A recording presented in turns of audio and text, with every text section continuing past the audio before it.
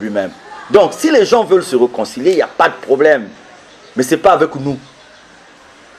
Comme nous aussi, ce n'est pas avec eux. Mais que chacun de nous se tourne vers la volonté de Guy-Émile Houphouët-Boigny. Que celui ou celle qui ne fait pas la volonté de papa Guy-Émile Houphouët-Boigny se réconcilie avec papa Émile et revienne à la raison. La première raison, c'est le 884-83, le récépissé de Guy-Émile Houphouët-Boigny de son association.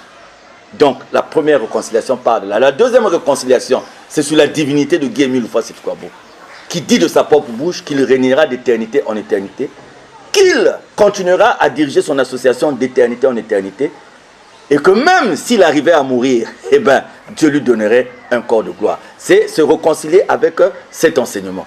Et enfin, se réconcilier avec sa propre conscience, parce qu'on a eu à mentir sur les autres, on a eu à faire des complots sur les autres, on a eu à porter plainte contre les autres, on a eu à traîner les autres dans les commissariats, dans les justices. C'est se réconcilier avec sa propre conscience. Ce sont ces trois dimensions de la réconciliation qui sont utiles devant nous.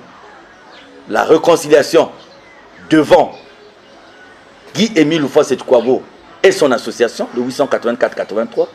La réconciliation devant la divinité de Guy-Émile Houphouët-Boigny, ce qui porte à exclure toute tombe, parce qu'il aurait été mieux que cette tombe-là reste à Lukanga. On n'a pas compris la raison pour laquelle on l'a amené à Kibossi. On disait que quand on allait exhumer Guy-Émile Houphouët-Boigny, il allait avoir un grand mouvement de masse. Il ne s'est rien produit de tout ça. Donc voilà, mes bien-aimés, la troisième dimension de la réconciliation, que chacun se réconcilie avec sa conscience. Donc voilà ce que je tenais à vous dire aujourd'hui. Que Dieu vous bénisse, que Dieu soit avec vous.